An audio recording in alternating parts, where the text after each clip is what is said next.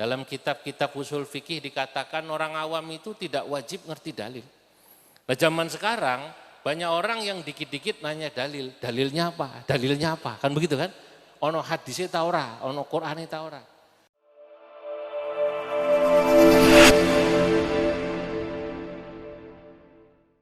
Yang dikatakan oleh Gus Romi itu tadi beliau mengutip Gus Mus yang sekarang sudah banyak ulama medsos yang menciptakan dirinya sebagai ulama.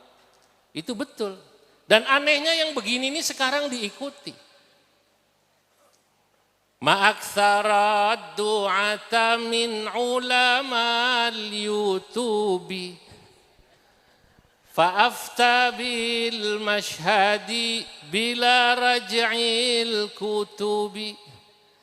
Alangkah banyaknya sekarang min ulama al-yutubi, para dai-dai, pembicara-pembicara kondang ya yang begitu terkenal di YouTube.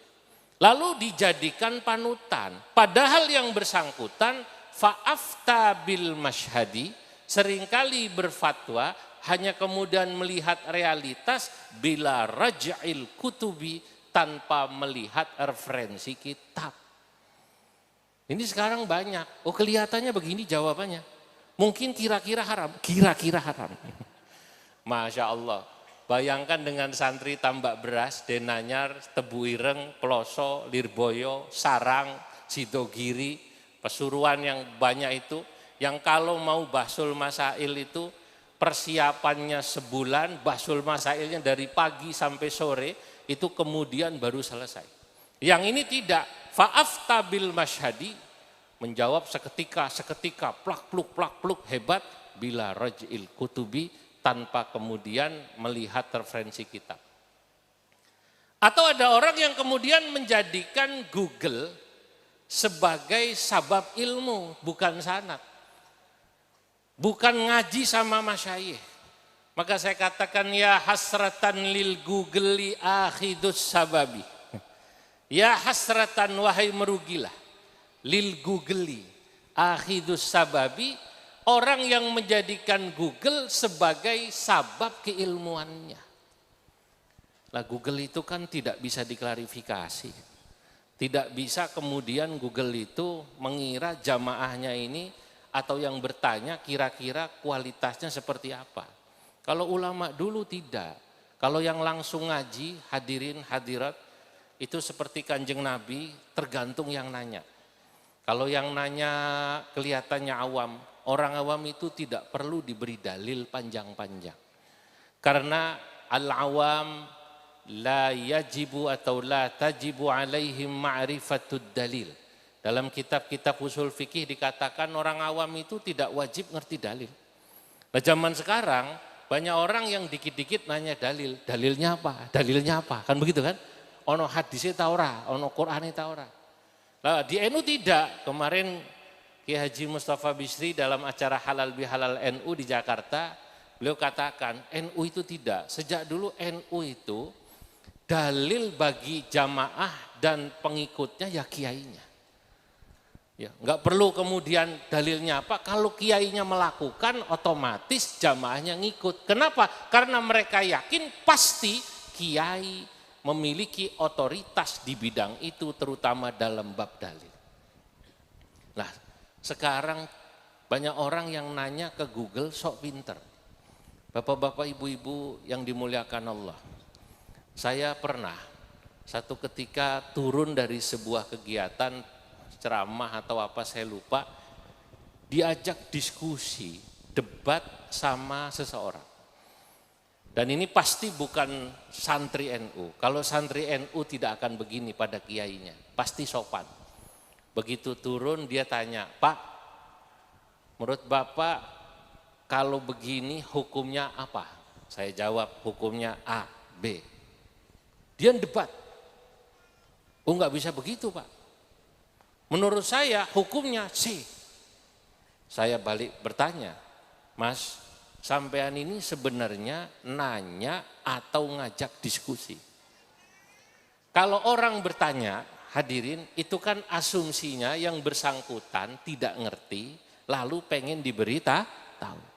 Kalau dia kemudian mendebat, asumsinya orang ini sudah punya ilmu lalu ngajak diskusi. Dia bilang ya dua-duanya Pak. Baik, saya balik tanya, sampean bisa bahasa Arab? Ya bisa lah Pak, kalau cuman marhaban ahlan wa sahlan. Waduh repot ini. Marhaban ahlan wa sahlan repot ya. Itu yang sering saya ceritakan kemarin itu. Kalau cuman marhaban ahlan wa sahlan, ya masyarakat kita yang biasa juga begitu. Yang umumnya pergi haji, kalau panjenengan tindak haji atau umrah, begitu keluar dari Masjidil Haram kan ibu-ibu ten Jombang ditawari kudungan nggih. Siti Rahmah, khams real kan ngoten toh. Dilihat, oh 5. Mau nawar 2 real bingung. Opo bahasa Arab 2 real. Wong dhisik nang tambak beras sanawiyah ora tamat. Enggak selesai. Ingat sembahyang subuh, wan rakaataini. Maksudnya riala ini dia bilang rakaataini. Sing dagang gak gelem. La.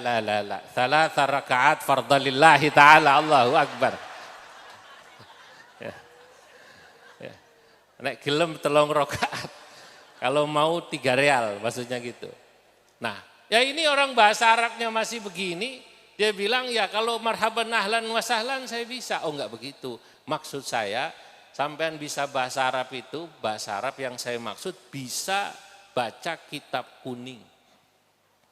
Yang tidak ada harokatnya, kitab-kitab turas, fikih, tafsir, tasawuf, usul fikih. Yang disitulah hukum-hukum agama termasuk hadis dijelaskan. Apa katanya? Waduh saya minta maaf Pak, kalau itu saya tidak bisa. Oh, ya sudah, jangan dilanjutkan diskusinya. Kata saya, ini tidak apple to apple, ini namanya apple to Xiaomi. Ini Apple lawan Xiaomi ya, angel gitu. Lah Imam Syafi'i ini ku matur, kata Imam Syafi'i rahimahullah, majadalani alimun illa ghalabtuh. Saya kalau diskusi debat sama orang alim itu biasanya saya menang. Wa majadalani jahilun illa ghalabani. Tapi kalau orang yang jahil sing modale otot yang ngajak debat illa ghalabani, aku sing kalah cari Imam Syafi'i. Oleh karenanya saya bilang enggak usah dilanjutkan, wis aku ngalah ae, sing waras ngalah. Saudara-saudara. Nah, ini sekarang banyak semacam ini. Menjadikan Google sebagai akhidus sabab.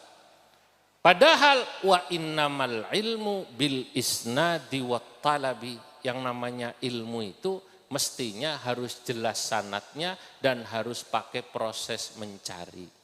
Itu kenapa tadi dalam muqaddimah saya mengutip itu muqaddimah dari guru saya Mbah Sahal Mahfud saat saya diberi ijazah sanad oleh beliau. Cuman saya kutip bagian belakangnya. Kanjeng Nabi Muhammad ini diberi kekhususan umatnya bitasal sulil isnad ila yaumiddin. Sanadnya jelas. Ini santrinya siapa? Oh ini santri tambak beras. Santri tambak beras ngajinya sama kiai siapa?